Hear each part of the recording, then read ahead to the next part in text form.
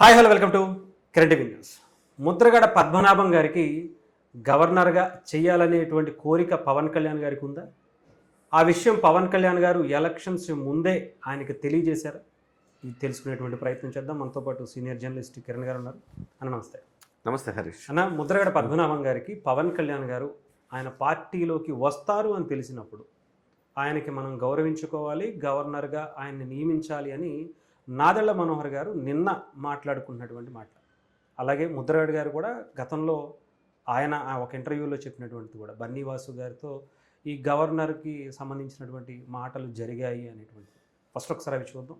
ఆ తర్వాత దాని గురించి వివరణ మీరు తెలియదు చెప్పినప్పుడు పద్మనాభంగా గవర్నర్ పదవి అడిగారని మా సారు అని చెప్తున్నాడు సార్ బన్నీవాసు గారు. బాగా గుర్తు, ఎన్నికలకు ముందు కొంతమంది పెద్దలు మన పార్టీలో పద్మనాభన్ గారిని సంప్రదించి పార్టీకి ఉపయోగపడతారు, మీరు కలిసి ప్రయాణం చేస్తే బాగుంటుందనే విషయం ప్రస్తావించినప్పుడు ఖచ్చితంగా మనం ప్రభుత్వం ఏర్పాటు చేయబోతున్నాం, పద్మనాభం గారికి జనసేన పార్టీ నుంచి మాట ఇవ్వండి, కూటమిలో భాగంగా అటు భారతీయ జనతా పార్టీ ఇటు తెలుగుదేశం పార్టీతో మనం కలిసి ప్రయాణం చేస్తున్నాం, తప్పకుండా ఆయనకి గవర్నర్ పదవి ఇచ్చే బాధ్యత తీసుకుంటాం మనం జనసేన పార్టీ నుంచి అని ఆ విషయం కూడా ఆ రోజు పవన్ కళ్యాణ్ గారు ప్రస్తావించింది నాకు గుర్తొచ్చి నేను మీ అందరితో పంచుకుంటున్నాను. కాబట్టి చెప్పండి అన్న, ఇప్పుడు ఏమంటారు దీని గురించి? అదే ఇప్పుడు జనంకి ముఖ్యంగా కాపు సోదరులకు తెలియాల్సిందేంటి, అర్థం చేసుకోవాల్సింది ఏంటంటే జీవన పర్యంతం ఆయన్ని వాడుకుని వదిలేసింది ఎవరు, ఆయన్ని వాడుకోకుండానే ఆయన గౌరవం ఇవ్వాలి అనుకున్నది ఎవరు? ఇప్పుడు చాలామంది మాట్లాడుతూ ఉన్నారు, ఆయన పాడె మోసాడు, ఇంకోటి మాట్లాడుతూ ఉన్నారు. ఆయన రాజకీయం చేశాడు అని ఎందుకు అర్థం చేసుకోవట్లా? ఆయన రాజకీయం చేశాడు, బతుకున్నప్పుడు రాలేదు కానీ చూడడానికి, బతుకున్నప్పుడు రానివాడు రాజకీయం చేశాడు. ఏదో పోస్టర్స్ వైరల్ అవుతున్నాయి, పైన ఆకాశంలో నుంచి రాజశేఖర్ రెడ్డి ఆయన తమ్ముడు వివేకానంద రెడ్డి అడుగుతున్నారన్నమాట, వాట్ హ్యాపెండ్ మై సన్, మా పాడలు ఎందుకు మోయలేదు మై సన్ అని వాళ్ళు అడుగుతున్నారు. అంటే జనానికి కొంచెం కూడా కామన్ సెన్స్ ఉన్నవాళ్ళు ఎవరైనా అర్థమైపోతుంది. అంటే జనంలో అవేర్నెస్ కూడా రావాల్సిన అవసరం ఉంది. ఎమోషనల్గా ఫీల్ అవ్వద్దు, నిజమేంటో అబద్ధమేంటో గ్రహించాలా. ఇవాళ పవన్ కళ్యాణ్ గారు ఏ రకంగా పవన్ కళ్యాణ్ గారికి ఆయన ఉపయోగపడ్డారు, ఏ రకంగా మొత్తం అసలు పిఆర్పి ముందు నుంచి కూడా చూస్తే, అసలు పిఆర్పి ముందు నుంచి కాదండి, ఆయన మంత్రిగా ఉన్నప్పటి నుంచి కూడా చిరంజీవి గారు వాళ్ళ నాన్నగారికి ఒక చిన్న ప్రమోషన్ ఇవ్వమంటే ఇవ్వలేకపోయాడు. ఆయన ఇవ్వనన్నాడు. ఆయనకే కదా ఈగోయిస్ట్. అధికారంలో ఉన్నప్పుడు నేను ఎవరికి చేయనని చెప్పేశారు. అధికారంలో ఉన్నప్పుడు ఎవరికి చేయనని చెప్పారు. అసలుకి చిరంజీవి గారు తండ్రి గారికి కూడా చేయలేదు. అధికారంలో ఉన్నప్పుడు ఎవరికి చేయనంటే సహజంగా రావాల్సిన ప్రమోషన్ ఎందుకు ఆపాలి? అది అధికారంలో ఉన్నప్పుడు చేయనని చెప్పడం గొప్ప కాదు హరీష్. రావాల్సిన ప్రమోషన్లు కూడా ఇవ్వకుండా చేయడం అనేది న్యాయం కాదు కదా. ఇవాళ పవన్ కళ్యాణ్ గారు 10,000 మందికి ప్రమోషన్లు ఇచ్చారు వితౌట్ సింగిల్ ఎన్పి ట్రాన్సాక్షన్ జరగకుండా. ఎవరికి అంటే పవన్ కళ్యాణ్ గారికి ఇవ్వడమే కాదు, కింద వాళ్ళకి కూడా ఇవ్వాల్సిన అవసరం లేదు. సహజంగా ప్రమోషన్లకు ఎట్లుంటుందంటే, మీ ప్రమోషన్లు ఇస్తాము, ఇంతమంది ఉన్నారు, 500 మంది ఉన్నారు కదా, అందరికి ప్రమోషన్లు ఇస్తాము, తలా కొంత వసూలు చేయండి, మంత్రి గారికి ఇంత, ఆ కింద ఇంత, అట్లా వెళ్ళిపోతూ ఉంటారు. అట్లా కాకుండా ఒక్కళ్ళకి సింగిల్ ఎన్పి తీసుకోకుండా, నయా పైసా తీసుకోకుండా ఆయన ఇవాళ ట్రాన్స్ఫర్ చేశారు 10,000 మందికి. ఒక్క ట్రాన్స్ఫర్. చిరంజీవి గారు మెగాస్టారు, నువ్వు కాపుల కోసం గొంతు విప్పావు, కాపుల ఉద్యమం చేశావు, ఆయనకు న్యాయపరంగా రావాల్సిన ప్రమోషన్ను కూడా అడ్డుకున్నావు నువ్వు. అదేమంటే నేను చెయ్యను, కాపులకి ఏమి చెయ్యను అని చెప్తే అదేమన్నా హీరోయిజమా, అదేమన్నా గొప్పతనమా? ఇవాళ మరి అలాంటప్పుడు నువ్వు మాత్రం చెయ్యవు, మిగతా వాళ్ళందరినీ తప్పెట్లు తాళాలు ఎందుకు కొడతాం మనం? ఆ గిన్నెలు తీసుకుని ఎందుకు తప్పేళ్ళ గిన్నెలు కొట్టడం తప్పు కదా అది. అంటే నేను అడుగుతున్నది ఏంటంటే, నువ్వు నీ లైఫ్లో మెగా ఫ్యామిలీకి నువ్వు చేసిన అన్యాయం అంతా ఇంత కాదు. ఆ రోజు రాజకీయాల్లో చిరంజీవి గారు లేనప్పుడు అలాగే బిహేవ్ చేశావు, రాజకీయాల్లో చిరంజీవి వచ్చిన తర్వాత చిరంజీవి గారికి ఒక పెద్దన్న తరహాలో పాత్ర పోషించి చిరంజీవి గారికి అండగా ఉండాల్సిన ఒక వ్యక్తివి చిరంజీవి గారికి అన్యాయం చేసావు, ఆయన మీదనే పోటీ పెట్టినావు, ఆయనకు వ్యతిరేకంగా నువ్వు పావులు కదిపినావు. సరే పవన్ కళ్యాణ్ గారు వచ్చారు, సరే ఒక అతను ముఖ్యమంత్రి కావాల్సిన అతను, చిరంజీవి అనే వ్యక్తి మామూలు వ్యక్తి కాదు కదా, ముఖ్యమంత్రి కావాలి, చరిత్ర సృష్టించగలిగిన శక్తి ఉన్న వ్యక్తి. ఆ వ్యక్తికి ఏం జరగాలి? ఈ తలా ఒక రాయి ఆయన మీద వేసి, సరే తెలుగుదేశం వేసింది, కాంగ్రెస్ వేసింది, లేకపోతే ఈనాడు వేసింది, జ్యోతి వేసింది, సాక్షి వేసింది, అందరూ ఆయన మీద రాళ్ళు వేశారు. నీకన్నా కనీసం ఉండాలి, స్పృహ ఉండాలి కదా. అందరు రాళ్ళు వేస్తున్నారే మనవాడి మీద, మనం అండగా నిలవాలి, మనం కాపాడుకోవాలన్న స్పృహ నీకెందుకు లేదయ్యా పెద్ద ఆయన అని అడుగుతున్నా నేను. అంతే కదా. ఆయన వెళ్ళలేదు ఆ స్థాయికి, వెళ్ళినా వేరే వాళ్ళకి అవకాశం ఇచ్చారు, వచ్చే వాళ్ళని కూడా ఆయన రాలేదు. సో ఏమంటున్నానంటే ఆద్యంతం మీరు ప్రతి దేవుని నుంచి ఎప్పుడు కూడా చిరంజీవి గారిని మీరు గౌరవించింది లేదు, చిరంజీవి గారి ఫ్యామిలీని మీరు గౌరవించలేదు, వాళ్ళకు అండగా నిలబడ్డ సందర్భమే లేదు.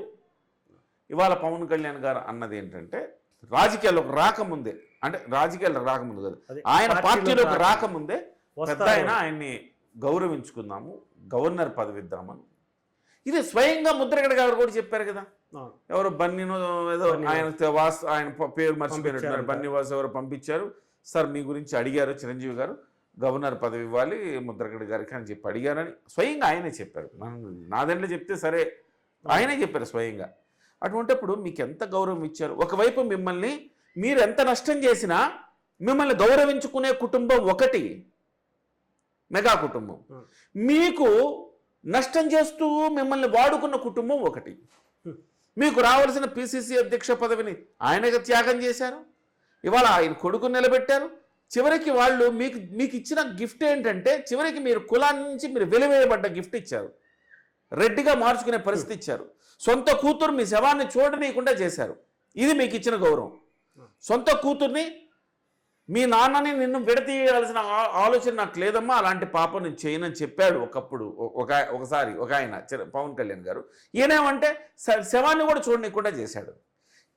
ప్రజలు గమనించాల్సిన అవసరం ఉంది, రెండు వ్యత్యాసాలు ప్రజలు గమనించాల్సిన అవసరం ఉంది. ఇవాళ ముద్రగడ గారు, రాజశేఖర రెడ్డి గారు కూడా చనిపోయి మహానేత అయిపోయారు. వాస్తవానికి ఆయన బతుకుంటుంటే చాలా చాలా బయటకు వచ్చేవి, అవన్నీ కూడా తర్వాత ఆయన నిజ స్వరూపాలన్నీ బయటకు వచ్చి ఆయన ఏం చేశారు.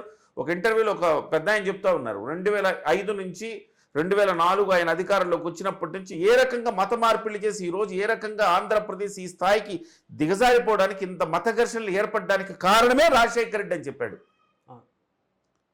కేఏ పాలన దెబ్బతీసి ఆ నిధులన్నీ ఆయన అల్లుడికి మళ్లింపజేసి, ఆయన అల్లుడు ఇవాళ ఆయన అల్లుడు రాజశేఖర రెడ్డి గారు అల్లుడు ప్రతి చోట సభలు పెడితే ప్రభుత్వ అధికారిక లాంఛనాలతో సువార్త సభలు జరిగేవి. అనేక మంది, కొన్ని లక్షల మందిని ఇటువైపు మత మార్పిడి చేశారు. అంటే రాజు తలుచుకుంటే కొదవేముంటుంది. సో అనేక లక్షల మందిని ఇవాళ మత మార్పిడి చేసి ఇవాళ ఈ రాష్ట్రం రావణ కాష్టంలాగా మారటానికి కారణభూతులయ్యాడు ఆ రోజు వైఎస్ రాజశేఖర రెడ్డి. ఇవాళ దాన్ని పరిపూర్ణం చేసే దిశగా జగన్మోహన్ రెడ్డి గారు ఉన్నారు. ఇది వాస్తవం. ఇది ఆయనకు నువ్వు పావులా ఉపయోగపడి ఇవాళ మళ్ళీ చాలా చాలా ఆయన కుటుంబం కనీసం వాళ్ళ తెరల్లో కమ్ముకుపోయినారు. జగన్మోహన్ రెడ్డి అనే ఒక తెరల్లో వాళ్ళు ఉండిపోయినారు. సో ఇవాళ మళ్ళీ ఆయన పాడె మోసాడు, ఇంకోటి తీశాడు, పరువు తీశాడు. పాడె మోయడం కాదు, పరువు తీశాడు. సో ఇది జనం అర్థం చేసుకోవాలి. గవర్నర్ గిరి రాకముందే గవర్నర్ గిరి ఇవ్వాలని ఒకళ్ళు అనుకుంటే మిమ్మల్ని వాడుకొని పరివేపాకులాగా వదిలేస్తే పోయేది. చివరికి సిగ్గుపోయేలాగా కులం కూడా మార్చుకోవాల్సిన స్థితికి దిగజార్చింది ఎవరు? ఎమోషనల్. ఆయన ఎమోషనల్ అండి. నువ్వు రెచ్చగొడితే రెచ్చిపోతాడు. అయ్యా నువ్వే దిక్కు, నువ్వే మాకు ధైర్యం అని అంటే నువ్వు ఏం చేసినా కానీ, అంటే గవర్నర్ పదవిని కూడా వదిలేసుకుని ఆ పార్టీలోకి వెళ్ళాలనేటువంటి నిర్ణయం ఎందుకని అంటారన్న? అంటే పార్టీని జనసేన అంటే జనసేన పార్టీ మీద ఆయనకి నమ్మకం లేదు. ఎందుకంటే జనసేన పార్టీ అనేది అధికారంలోకి వస్తుంది అని ఆయన ఊహించలేదు. రాబోయేది కూడా జగన్మోహన్ రెడ్డే. ఓడిపోయే పార్టీలోకి వెళ్లేందుకు బదులు జగన్మోహన్ రెడ్డితో ఉందాము అనుకున్నాడు ఆయన. గవర్నర్ గిరి అంటే గెలిచినప్పుడు కదా మనకు గవర్నర్ గిరి ఇచ్చేది. గెలిచేది ఎలాగూ జగనే కదా, పథకాలు ఇచ్చేశారు వచ్చేస్తారు, గెలిచేది జగనే కదా అని అనుకున్నాడు ఆయన అనుకున్నాడు. రెండవది ఆయనకి ఈగోకి మించిన ఇంక దేనికి అంటే కన్న కూతుర్ని వదిలేస్తాడు, కన్న కట్టుకున్న భార్యను వదిలేస్తాడు, ఇగోకి పోతే ఎవరినైనా వదిలేస్తాడు, అడ్డంగా వదిలేస్తాడు ఇగోకి పోతే. కాపు ఉద్యమాలను కూడా ఇగోకి పోయి వదిలేశాడు. ఏ ఉద్యమాన్ని పూర్తిగా చేశాడు చెప్పు? ఏ ఉద్యమాన్ని పూర్తిగా చేశాడు ఆయన? ఏదైనా మధ్యలో వదిలేయడమే కదా. అలగడము, రాజీనామాలు చేయడము, ఎన్నికలకు వెళ్ళడము, మళ్ళీ ఇదే ఎవరు కన్స్ట్రక్టివ్ చేశారు? ఒక్క విషయం ప్రజలందరూ గమనించాలి. హరీష్ ఇందాక కూడా మనం ఆఫ్ ద రికార్డ్ మాట్లాడుకున్నాం. 1978లో ఒక ముగ్గురు మొనగాళ్ళు రాజకీయాల్లోకి ఎంటర్ అయ్యారు. మొనగాడు 1 చంద్రబాబు నాయుడు గారు, మొనగాడు 2 రాజశేఖర రెడ్డి. ఎందుకంటే వాళ్ళు ముఖ్యమంత్రులు అయిన దాని మీద చెప్తున్నా. ముఖ్యమంత్రి ఎవరు ఫస్ట్ అయ్యారో వాళ్ళని 1 అంటున్నా 2 అంటున్నా. Number 1 Monagadu Chandrababu Naidu, number 2 Monagadu Rajasekhara Reddy, number 3 Monagadu Mudragada Padmanabham. Mudragada Padmanabham గారు ఆయన వర్గానికి, ఆయన నమ్ముకున్నోళ్ళకి ఏం చేయగలిగారు? ఆయన ఏం చేసుకున్నారు? చివరికి ఆయన అవినీతి మకిలి అంటలేదు అని చెప్పుకుంటున్నాం, కానీ ఆయన ఏం సాధించారు అని ఒక్కసారి వెన్నుతిరిగి చూసుకుంటే ఆయన ఆస్తులన్నీ పోగొట్టుకున్నాడు. ఆయనకేమన్నా ప్రజాదరణ తక్కువ? గోదావరి జిల్లాలు 2 జిల్లాలకు మొదటి నుంచి పట్టున్నది ఆయనకి. వాళ్ళ నాన్నగారి దగ్గర నుంచి ఉంది. వాళ్ళ నాన్నగారి దగ్గర నుంచి ఉంది. ఆయన చిటికేస్తే జనం క్యూలో నిలబడతారు. ఇంకా చెప్పాలంటే చంద్రబాబుకి అది లేదు, రాజశేఖర రెడ్డికి అది లేదు. వాళ్ళ ఫ్యామిలీలు, చంద్రబాబు ఫ్యామిలీ పెద్ద ఫ్యామిలీ కాదు, పెద్ద రాజకీయ కుటుంబం కాదు. రాజశేఖర రెడ్డి ఫ్యామిలీ అయితే తెలియదు కూడా. వాళ్ళ ఫ్యామిలీ మీద చాలా అవినీతి ఆరోపణలు, లేకపోతే హత్య ఆరోపణలు, రకరకాల రాయలసీమ ఫ్యాక్షనిస్ట్ వ్యవహారాలు, మైనింగ్లో దోపిడీ వ్యవహారాలు, ఇవన్నీ కూడా వాళ్ళ కుటుంబం మీద ఉన్నాయి. అయితే ఈ 2 కుటుంబాలతో పోలిస్తే నీదంత గొప్ప కుటుంబం అయ్యా. తాతల నుంచి జమీందారుల కుటుంబం, కొన్ని వేల ఎకరాలు. మీరేం చేశారు? పోనీ మీ బిడ్డలకు ఏం చేశారు చెప్పు? ప్రజల బయట వాళ్ళకి ఏం చేయలే, మీ బిడ్డలకు ఏం చేశారు? మా తాతలు నేతులు తాగారు, మా మూతులు వాసన చూడండి అన్నాడట వెనకటికి కూడా. మేము అవినీతికి పాల్పడలేదు. అరే నువ్వు ముఖ్యమంత్రి అవ్వాల్సినోడివే. నువ్వు ముఖ్యమంత్రి అయితే 100 మందికి, కొన్ని వేల మందికి నువ్వు మళ్ళీ రాజకీయ భిక్ష ఇచ్చేవాడివి కదా. నువ్వు ముఖ్యమంత్రి అయ్యి ఉండుంటే నీ అనుచరులు, నిన్ను నమ్ముకున్న వాళ్ళు ప్రతి జిల్లాలో ఎంతో కొంతమంది ఉన్నారు కదా, వాళ్ళందరికీ రాజకీయంగా ఎంతో కొంత చేయగలిగేవాడివి కదా. నీ మనుషులు నువ్వు అభివృద్ధి చేసుకో. రాజశేఖర రెడ్డి ఏం చేశాడు? రాజశేఖర రెడ్డి గారితో ఫ్రెండ్షిప్ అంటే 78లో మొదలైన ఫ్రెండ్షిప్, ఈవెన్ అంటే చంద్రబాబు గారు కూడా అదే టైంలో అయ్యారు. చాలా మంది చెప్తా ఉంటారు చంద్రబాబు నాయుడు గారు రాజశేఖర రెడ్డి గారు ఫ్రెండ్ అని, రాజశేఖర రెడ్డి గారు ముద్రగడ గారు ఫ్రెండ్ అని. అంటే ఇక్కడ వాడుకుంది ఎవరిని? అంటే ఎవరు వాడుకున్నారు? సహజంగా ఏమైందంటే నీకు గుంటూరు జిల్లా మొదలుకొని గోదావరి జిల్లాల వరకు కమ్మ అంటే ద్వేషం ఉంటుంది కాపులకి, కమ్మలకు కూడా కాపులంటే ద్వేషం ఉంటుంది. ఇద్దరికి పడదు, ఒకళ్ళంటే ఒకళ్ళకి పడదు, ఏమీ ఉండదు అక్కడ. ఇద్దరికి ఒకళ్ళకి పడదు. సహజంగానే చిన్నప్పటి నుంచి నూరిపోస్తారు. నేను ఒక మిత్రుడినే అడిగాను, మీ గోదావరి జిల్లాలో సంబంధం చూడొచ్చు కదా అని ఒక మిత్రుడిని అడిగితే ఆ మిత్రుడు చెప్పాడు, అన్నా నేను అలా చేస్తే మా కులం నుంచి నన్ను వెలేస్తారన్నా అన్నాడు. ఇందిరాబాబు, మాది నెల్లూరు కదా, మాకు తెలియదు కదా, కులం నుంచి వెలేస్తారు ఇందిరాబాబు అన్న. అంతే అన్నా, మేము అసలు వాళ్ళ ఫ్రెండ్స్తో తిరగమన్నా అన్నాడు. ఇంత దారుణంగా ఇందిరాబాబు, ఇంత కులం ఇంత వేళ్ళునకు పోయిందా అని నాకు అప్పుడు అర్థమైంది. అంటే నేనేమంటున్నానంటే సహజంగా ఇక్కడ గుంటూరు బెల్ట్ నుంచి మీకు గోదావరి జిల్లాల బెల్ట్ వరకు కొంచెం రెడ్డి సానుభూతి ఉంటుంది, కానీ కమ్మ మీద వ్యతిరేకత ఉంటుంది కాపుల్లో. అలాగే కమ్మల్లో కూడా అంతే. కమ్మల్లో కూడా ఏముంటుంది? కాపులు అంటే వ్యతిరేకత ఉంటుంది. సో ఈ అంశాన్ని రాజశేఖర రెడ్డి బాగా వాడుకున్నాడు. అటువైపు మీరు చూస్తే రాయలసీమలో మీరు చూస్తే కమ్మల పట్ల సానుకూలత ఉంటుంది, రెడ్ల పట్ల వ్యతిరేకత ఉంటుంది. ఎందుకంటే అక్కడ ప్రత్యక్షంగా రెడ్లతో ఫైట్ చేస్తుంటారు కాబట్టి. సో ఈ సమీకరణాన్ని పర్ఫెక్ట్గా వాడుకున్నాడు రాజశేఖర రెడ్డి. ఇద్దరిని కూడా వాడు, చంద్రబాబు నాయుడు గారిని పక్క ఈయనని వాడుకున్నాడు, కమ్మల్ని కాపుల్ని వాడుకున్నాడు. ఆయన ఎదిగాడు. ఇవాళ కూడా రాజశేఖర రెడ్డికి చాలా మంది కమ్మలు ఉంటారు చూడండి. అంటే ఇటువైపు వెళ్లకుండా, కాపుల వైపు వెళ్లకుండా కమ్మల వైపు, అట్లీస్ట్ రెడ్ల వైపు వస్తారు. అక్కడ కాపు రెడ్డి నిలబడితే కమ్మలందరూ కూడా రెడ్డి వైపు ఉంటారు. ఈ రకమైన కాంబినేషన్స్ జరుగుతూ ఉంటాయి. అయితే ఈ క్రమంలో రాజశేఖర రెడ్డికి దగ్గర అయ్యాడు తప్ప చంద్రబాబు నాయుడికి దగ్గర. పైగా వాళ్ళకి తెలుగుదేశం పార్టీలో ఉన్నప్పుడు కూడా ఇగో క్లాషెస్ ఉన్నాయి. తెలుగుదేశం పార్టీలో ఈయన పనిచేసినప్పుడు, ముద్రగడ గారు పనిచేసినప్పుడు చంద్రబాబు నాయుడు గారికి ఈయనకి కొంచెం ఈగో క్లాషెస్ ఉన్నాయి. దానివల్ల వీటన్నిటి కారణంగా కొంత చంద్రబాబు అంటే వ్యతిరేకత, రాజశేఖర్ రెడ్డి అంటే సానుకూలత ఎక్కువ ఈయనకి. ఆ రకంగా ఆ స్నేహం కాస్త ఆయన సమర్పించుకోవడంతో పాటు కాపులు మొత్తం సమర్పించారు. అంటే రాజశేఖర రెడ్డి గారికి తెలుసు, ఎందుకంటే ముద్రగడ గారి చరిత్ర ఏంటి, ఆయన స్థాయి ఏంటి, ఆయన రాజకీయాల్లోకి వచ్చినప్పుడు ఏ స్థాయిలో ఎంత పెద్ద భారీ బహిరంగ సభలు జరిగాయి, మీకు ఇందాక కూడా అన్నాం మనం.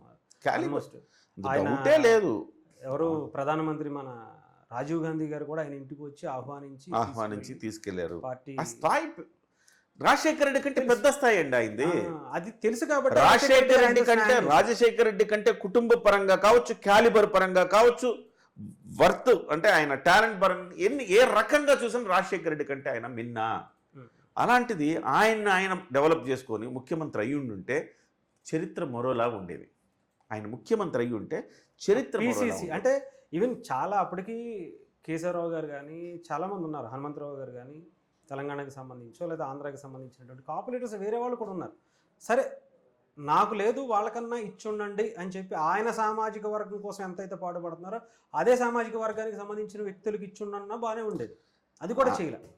ఆయనకి ఫైనల్లీ ఆయనకి ఏం కావాలంటే ఆయన ఈగో సాటిస్ఫై చేసే వాళ్ళే కావాలి తప్ప అంతకు మించి ఏం లేదు. మీరు ఇవాళ జగన్మోహన్ రెడ్డి ఆయన ఈగో సాటిస్ఫై చేశాడు, రాజశేఖర రెడ్డి గారు సాటిస్ఫై చేశాడు. కాబట్టి వాళ్ళిద్దరు కావాలి. ఇందులో కులం ఏమైపోయినా పర్లా అంటే ఒక వ్యక్తికి స్వార్థం ఉండకూడదండి. స్వార్థపూరితంగా ఎప్పుడైతే ఉంటారో ఎక్కడ తగ్గాలో ఎక్కడ నెగ్గాలో పట్టు విడుపులు తెలిసి ఉండాలి. పట్టు విడుపులు ప్రదర్శించగలిగిన నైపుణ్యం ఉండాలి, లాబింగ్ చేయగలిగిన సత్తా ఉండాలి. ఇవాళ కేసీఆర్ని తీసుకుందాం. కేసీఆర్ ముద్రగడ గారి కంటే పెద్ద మగుడా కాదు, ఆయన వేరు అసలు. ముద్రగడ కంటే పెద్ద మగుడు కాదు కదా కేసీఆర్. కానీ కేసీఆర్ ఏం చేశాడు తెలంగాణ రావటానికి? గొంగళి పురుగునే యుగో లేదు కేసీఆర్ గారికి. కేసీఆర్ గారు పార్టీని కలిపేస్తానని ప్రణాళిక ఉంది తప్ప యుగో లేదు ఆయనకి. అందుకే ఆయన సక్సెస్ అయ్యారు.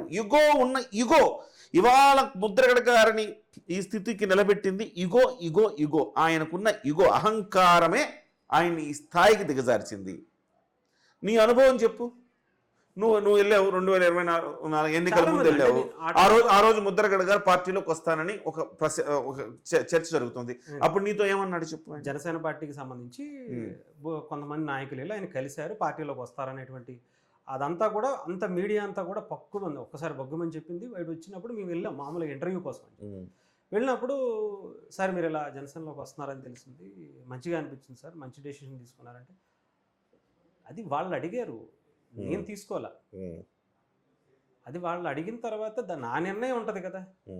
నాకు ఇంకా లేదు, నేను అప్పుడే అనుకోలేదు, అలాంటిది ఏమీ లేదు అని చెప్పి మొహమాటం లేకుండానే చెప్పేశారు. ఆయనకి లేదు, ఆయనకి లేదు. పైగా బ్లేమ్ ఎవరిని చేస్తున్నాడు? మీరు రాలేదు నా దగ్గరికి, మీరు పిలవలేదు, పవన్ కళ్యాణ్ స్వయంగా వచ్చి నా కాళ్ళు పట్టుకున్న కాళ్ళు కడిగి నెత్తిని చల్లుకోలేదు. ఇదే ఆయన ఫీలింగ్. అంటే పవన్ కళ్యాణ్ గారు నేను రాజీవ్ గాంధీ గారే నన్ను పిలిచారు, ఆఫ్టర్ ఆల్ పవన్ ఎంత. ఇది ఒకటి కూడా ఉందన్న, ఇందాక కూడా మీతో కూడా ఆయనకి నార్మల్గా నేను చూసినప్పుడు ఆయన ఇంటి దగ్గర మొత్తం అన్ని కూడా పెద్ద పెద్ద రాజకీయ చరిత్ర కలిగినటువంటి ఫోటోలు, ఆయన తాతగారు వాళ్ళని ఆయన ఎవరెవరితో ప్రధానమంత్రితో, ముఖ్యమంత్రులతో, రాష్ట్రపతులతో, ఉపరాష్ట్రపతులతో దిగినటువంటి ఫోటోలు అంతా కూడా చరిత్ర అంతా ఉంటుంది.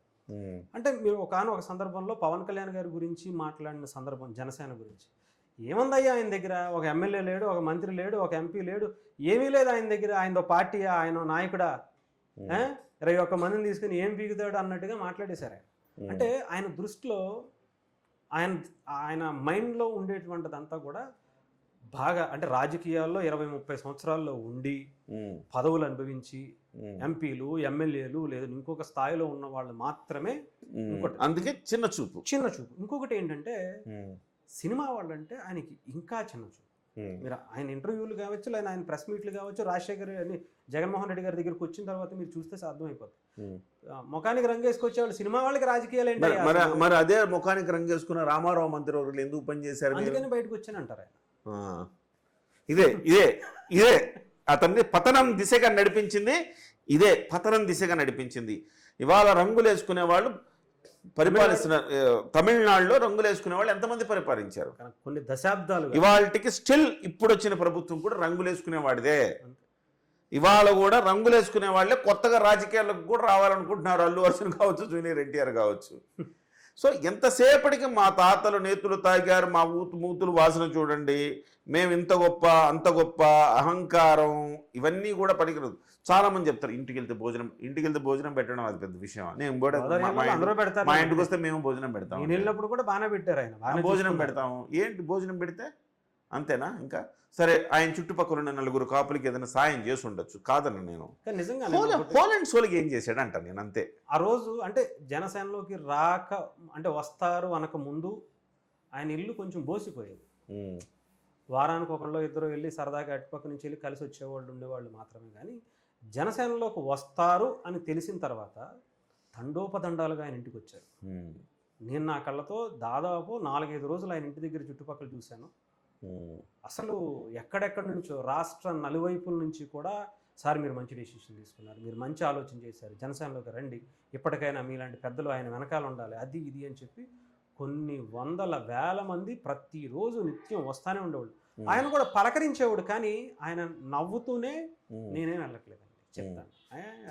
ఆయనకు ఆలోచన, మళ్ళీ బ్లేమ్ మాత్రం జనసేనని పవన్ కళ్యాణ్ గారి మీద బ్లేమ్ చేస్తారు. ఆయనకు వెళ్ళే ఆలోచన లేదు. ఆయనకు ఒక చిన్న చూపు. అసలు పవన్ కళ్యాణ్ అనే వ్యక్తి రాజకీయ నాయకుడే కాదనుకుంటాడు, అది అసలు పార్టీనే కాదనుకుంటాడు. అంత చిన్న చూపు ఆయనకి. సో ఇవాళ జనం అందరూ, ప్రజలందరూ ఎందుకు మళ్ళీ నేను చెప్తున్నానంటే, ప్రజల్ని తప్పుదో పట్టించే అవకాశం ఉంది, కాపుల్ని తప్పుదో పట్టించే అవకాశం జరుగుతుంది. జగన్మోహన్ రెడ్డి అండ్ కో వీళ్ళు నెక్స్ట్ అదే టార్గెట్. యజ్ఞంలో రక్తము మాంసాలు పోసే రకాలు వీళ్ళంతా. ఒక యజ్ఞం జరుగుతుందంటే, లాస్ట్ టైం కూడా ఒక యజ్ఞం జరుగుతుందంటే రక్తం మాంసాలు పోసి యజ్ఞాన్ని డిస్టర్బ్ చేసే రకాలు వీళ్ళంతా. సో ఇలాంటి వాళ్ళు ఇవాళ కాపులను పాడెమోసాడని, అయ్యో చూసారా ఆయనకి ఎంత అభిమానమో అని, ముద్రగడిని అభిమానించాడు కాబట్టి మీరందరూ మాకు బానిసత్వం చేయాలి అని కోరుకొని ఈ రకంగా ప్రచారం చేస్తారు. ఆ వలలో దయచేసి కాపు యువత పడద్దు. పడేవాళ్ళు అయితే ఈ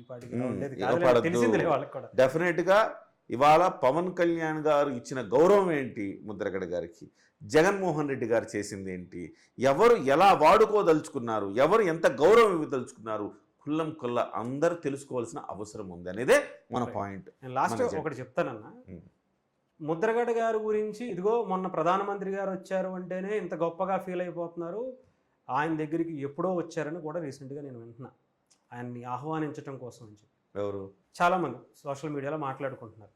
పవన్ కళ్యాణ్ దగ్గరికి ఇప్పుడు వచ్చారేమో, ఆయన దగ్గరికి ఎప్పుడో వచ్చారు, అంత భారీ బహిరంగ చేశారు, భారీ బహిరంగ సభ పెట్టారు తెలుసా మీకు, ఆయన పార్టీలోకి ఎంటర్ అయినప్పుడు, రాజకీయాల్లోకి వచ్చినప్పుడు. ఆయన కుటుంబం, ఆయన చరిత్ర, వాళ్ళ నాన్నగారిది, వాళ్ళ తాతగారిది, కాపు సామాజిక వర్గాన్ని ఉద్ధరించారు అనేటువంటి ఒక ఇది ఉంది కాబట్టి ఆయన ఇంటికి ఆయన రాజీవ్ గాంధీ గారు వచ్చి తీసుకొచ్చి ఉండొచ్చు. కానీ పవన్ కళ్యాణ్ గారు అనే వ్యక్తి దగ్గర నాకు తెలిసి కేవలం పవన్ కళ్యాణ్ గారు తీసుకున్న నిర్ణయాలు, ఆయన ప్రజలకి సేవ చేసినటువంటి తత్వాన్ని చూసే మోదీ గారు వచ్చారు. ఆయనకి ఆయన ప్రూవ్ చేసుకున్నటువంటి పరిస్థితి ఉంది కాబట్టి ఆయన వచ్చారు. వాళ్ళ అన్నయ్యని చూసో, వెనక సామాజిక వర్గాన్ని చూసో, లేదంటే ఇంకొకటి చూసో, ఏది చూసి నాకు తెలిసి రాలా. చాలా మంది కూడా తెలుసుకోవాలి. డెఫినెట్గా సో ఇది జాగ్రత్త వహించాలి.